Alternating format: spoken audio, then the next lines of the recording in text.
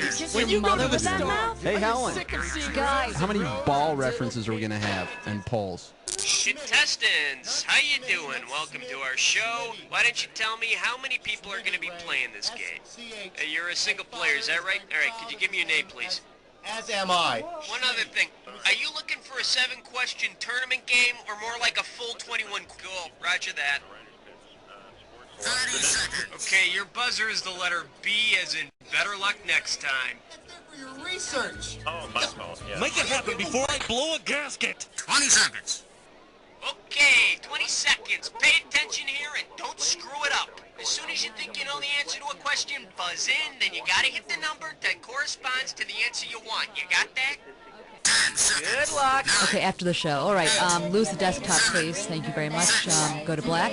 Okay, keep rapping. All right, Guy, you're on. Because cardiopulmonary resuscitation can be fun.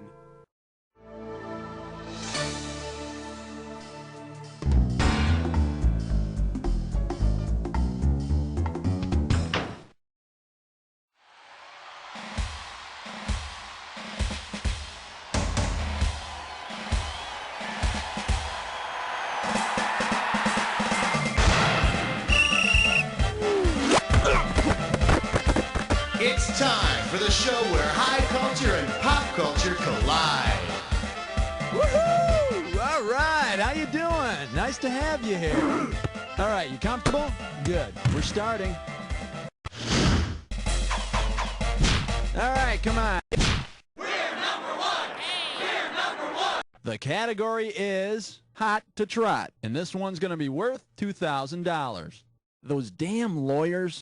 Suppose the Harlem Globetrotters are sued for false advertising. If they're forced to change the team's name to reflect its actual city of origin, what could the team be called? The Milwaukee Milkers, the Cleveland Cowpox, Brooklyn Bridge Jumpers?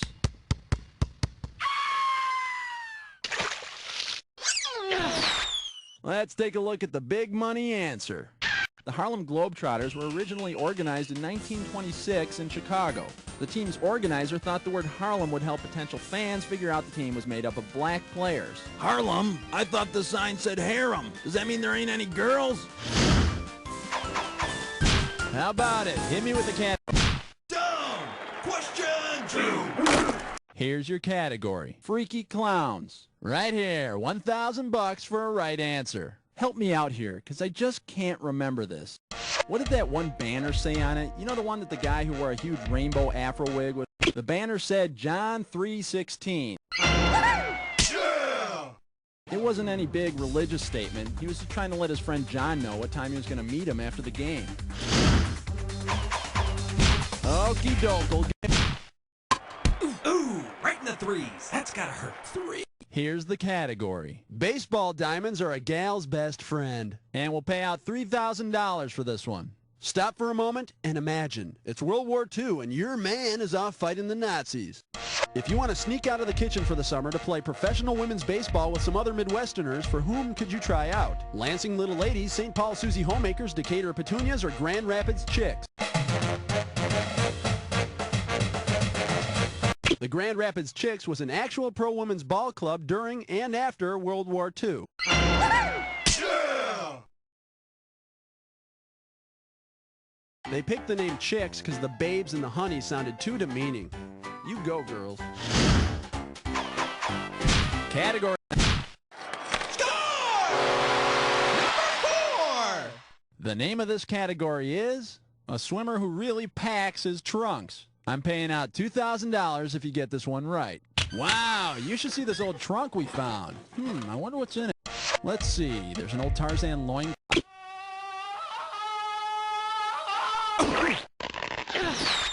This is the correct answer. Buster Crabbe first won a gold medal for swimming and then went on to star in a number of Hollywood films. Count it. Okay.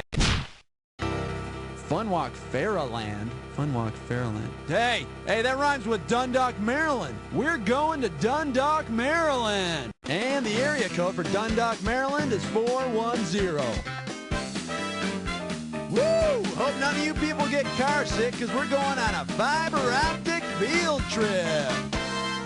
Okay, let me get out my Dundalk White pages and flip through here, and we're going to find someone to bother and play our little game with us. And looks like we're going to play with Wally Shopson. Okay, I'm dialing up old Wally Shopson here, a little ringy-dingy here, and let's see if he's home and see if he wants to do it. And, oh, it's ringing. Hello? Hello, is this Wally Shopson? Yeah, it's Wally. Hi, Wally. My name's Guy. I'm from, You Don't Know Jack, the Sports Edition, and I was wondering if you wanted to maybe help us out on the phone today, you know, do a little phone thing. Is this going to be on the radio, huh? No, actually, it's going to be on a CD-ROM. Oh, okay. Let me check with my wife. Hold on a minute. Hon, they got a game on the telephone. Oh, man. Hon? Do we have time yeah, for I'm this? going to talk to him, No, okay? Well, hold on and see what happens. Yeah, okay. Hello? Yeah. Yeah, my wife says okay, so I'm going to go ahead and talk to you. Excellent. Okay, so what do you do out there in Dundalk, Wally? Oh, I work at Captain Scurvy's. It's a sub shop. I cook subs. Man, that sounds great. Okay, so Wally, are you a big sports fan? Well, I like the O's. I follow them O's, you know. Well, like I told you before, Wally, I'm a host of a sports trivia game, and maybe you could come up with some sort of sports question for our contestants. What do you think? I don't know if I could do that, but I'll give it a try. Excellent. Okay, I'm going to put you on with our producer, Cookie, and he'll tell you what to do and all that stuff. Then we'll get back to you, and we'll see what we got you for just us. want me to hold on? Yeah, just sit there, and someone will start talking to you in a second. Don't worry about it. Okay, I'll hold on. All right, how cool is that? We're going to be back with Wally Shopson in a second. Let's just go back to the next category.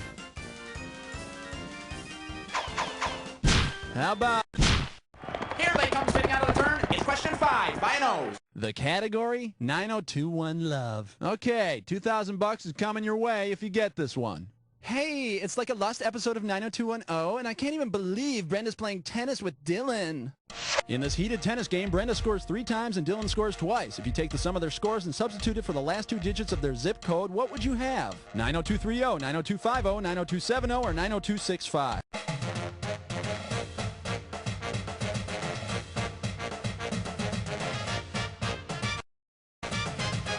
Brenda has 40, Dylan has 30, and that makes 90270.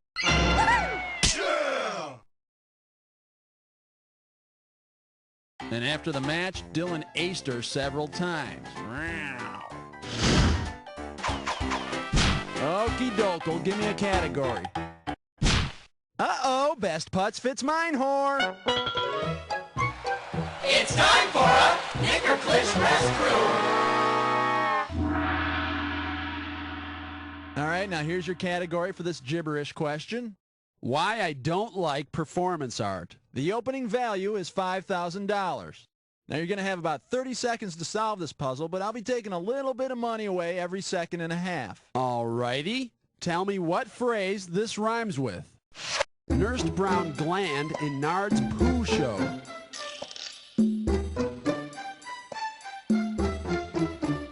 Here's your first hint. It's said at football games. It's said to the offensive team. It's the opposite of fourth down. You're going to have to punt in a second. Hurry! Whoa, Nelly. That's a gain of 15. Nursed brown gland, innards Pouchot.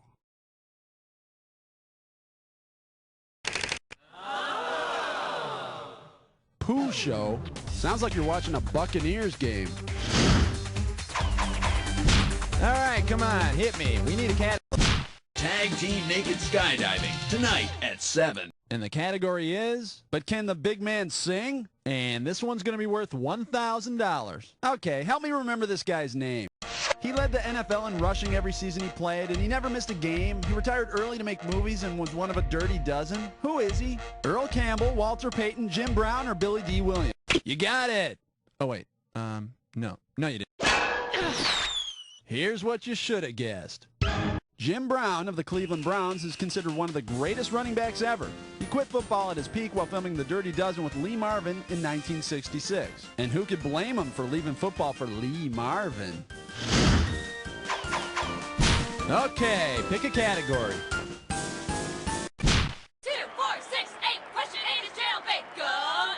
The category is sports played by out-of-shape ex-jocks. A right answer will get you 2 G's for this question. Wipe off your finger and get it ready. Let's get busy.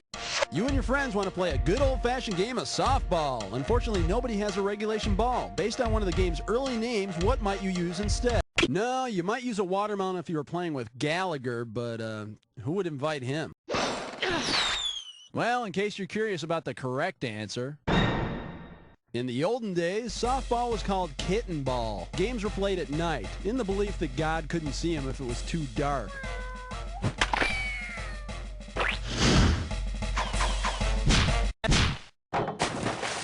The German judge gives a... This one's gonna be children's stories and gutter language. And there's $1,000 riding on this one. Get your eyes focused on the screen. Here we go. Let's say Foxy Loxy is bowling. Because he's particularly fond of rolling strikes, he would probably be happiest to see which of his barnyard pals. A turkey is 3 strikes in a row. And someone should tell Foxy Loxy that in bowling shoes, he looks like Dorky Lorky. How about it? Hit me with the category. Hang 10. All right, let's see what we're doing here. Pie in the sky. And in your ears. Okay, this isn't going to be easy, but you're looking at $3,000. All right, let's get this ball rolling. If the Three Stooges get into a pie fight in a pie alley, what can happen? Curly slips, slides, and bowls the 300 game. Blinded Larry steps in front of a dragster. Curly Joe drives a pie with a 9-iron. Or Secretariat licks Moe's meringue. Wrong. And watch your mouth, porcupine. Let's take a look at the correct answer. A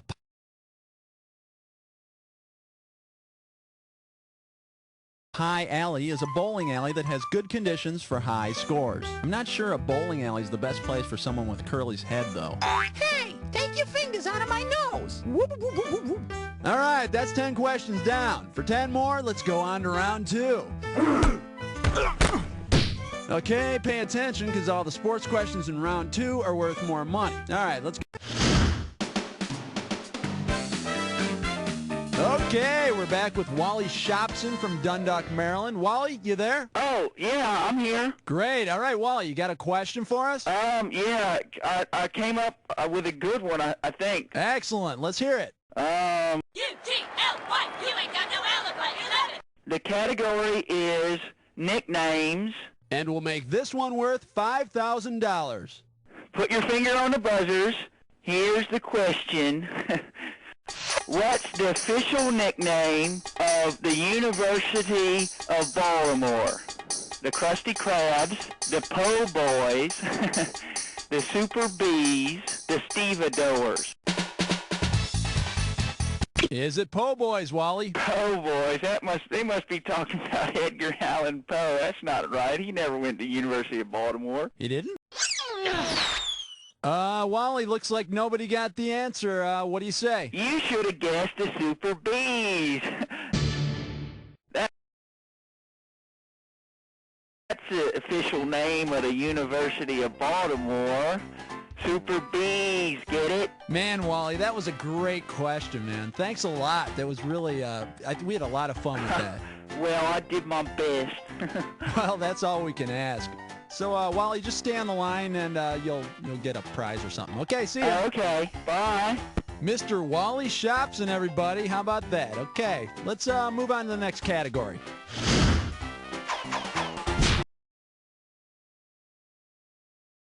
Okay. Oh, that's a 12-pounder, eh? The category behind this question is high fiber expressions. Okay, swing this one and I'll give you $2,000. Okay, it's the bottom of the 9th at the annual Green Grocer Softball Championship game. The produce guy at bat hits a shallow fly ball into left field. The fielders begin yelling, "Can of corn! Can of corn!" What in the hell are they saying? Corn should be served at the post-game picnic. They're trying to distract the left fielder. Trying to distract their own fielder? Yeah, maybe they're jealous because he has a higher salary. Hello! And let's see the correct answer.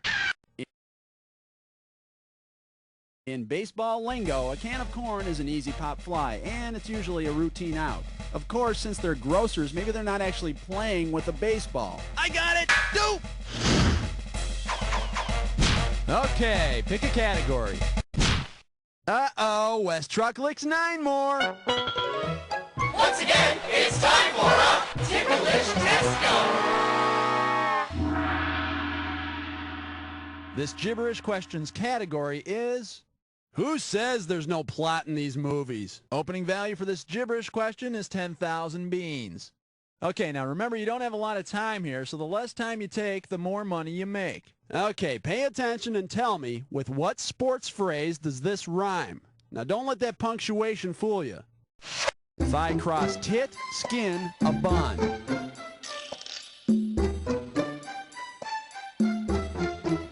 See if this helps. It's an excuse. An excuse for not catching the ball.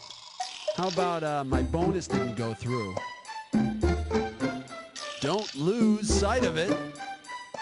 Your moment in the sun's almost over. I can't believe it! How in the hell could you miss that? Sorry, Skip. If I crossed it, skin a bun.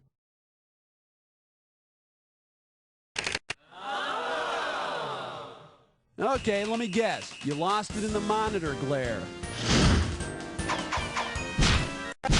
Come on, ref. It's balling 14. 14! Sit down! And the category is... Scoring with babes. And this one shouldn't be too tough. 4K for this one. Okay, coming at you. Heads up. If the overheated character in Meat Loaf's hit song Paradise by the Dashboard Light were parked at the site of Babe Ruth's very first Major League homer, where would he be trying? R-O-N-G, wrong! Let's see what a good player would have answered. Playing for the Boston Red Sox, Babe Ruth hit his first Major League home run at the Polo Grounds in New York. And I think that guy in the song would have had his life turn out a lot better if he'd gone home and played a little pocket polo. It's question 15. It's question 15. And this category is driving it home. And we are talking 4,000 big ones. Hope you're ready, because here's one coming at you. Which of the following license plates would be least appropriate for a car owned by Willie Mays? Say hey, shortstop, Rookie of the Year, or Hall of Fame? Willie Mays was voted Rookie of the Year in 1951. You, on the other hand... You know what you could have picked? You could have picked this. Willie Mays spent most of his career in center field, so shortstop would be a lousy vanity plate. And I don't recommend telling Willie he's a short anything. Category time. 16. The name of this category is Marty Lou Retton. You get this toughy and I'll give you $6,000. Ready on the trigger? Pull. Let's say a female gymnast has a sex change operation. If the gymnast then competes in the men's division, in which events will he have already competed as a woman? The parallel bars and the horizontal bar, the vault... Oh, I'm sorry, that's incorrect. But it was a really bad guess. Too bad you didn't pick this. Both men and women gymnasts do the vault and floor exercise, but not at the same time.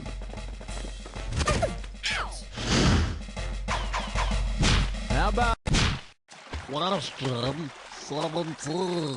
Here's your category. Who's the clown playing first? I'll pay you $4,000 if you get this one right. Get ready to buzz, because here it comes. If some Ringling Brothers circus clowns wanted to form a new baseball club, which part of their clown outfits would not be allowed as part of an official Major League Baseball uniform? Giant purple overalls with white polka dots, white clown faces with painted tears. Well, I don't know about the rubber part, but I've seen lots of major leaguers with giant red noses. Nothing like a case of beer after a game, huh? Should have picked this. According to Major League Baseball regulations, no part of the uniform shall include a pattern that suggests the shape of a baseball. Polka dots are definitely out. And if I'm not mistaken, those squirting flowers, they gotta go too.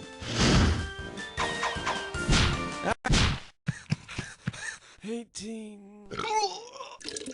Here's the category. Superhero losers. You get this one right, you got $2,000 coming at you. Hey, remember that comic book hero, the Green Lantern? Well, suppose Green Lantern were the slowest cyclist in the final stage of the Tour de France. Based on the prize given to the last place cyclist, what would his new nick...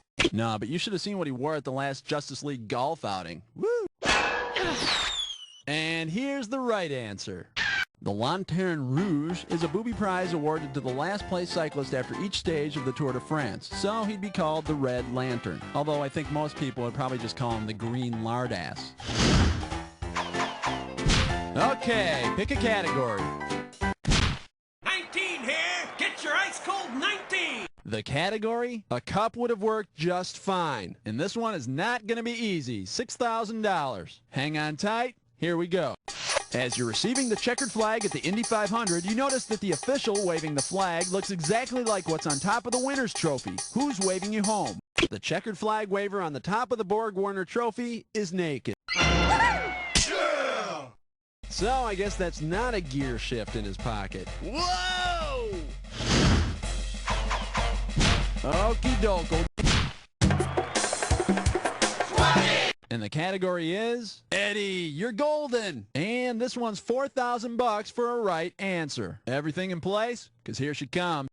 Eddie Egan won gold medals for one sport at the 1992 Winter Olympics and for a different sport at the 1980 Summer Olympics. If he combined the two, what new sport would be his specialty? 10-meter field hockey diving, luge ball, equestrian figure skating, or four-man bobsled boxing? Eddie won the gold in the four-man bobsled and in boxing.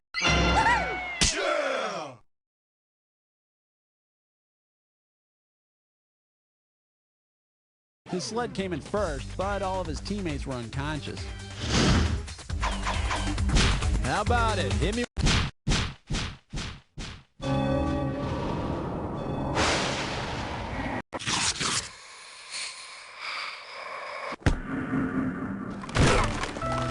It's the Jackaroonie Attackaroonie. So, you done the attack before? No problem. Here's your clue. Where the action is. We all know the action's right here. Remember the clue? Good luck.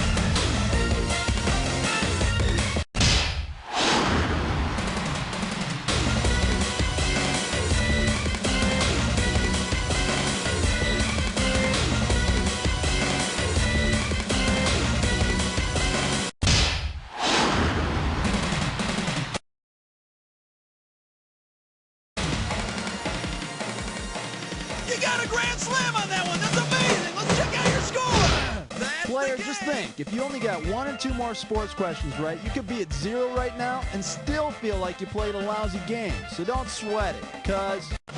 You don't know Jack! Okay, great show. Cue commercials. Thank you. Cookie, what's going on with the contestants? Listen, excuse me, whenever you feel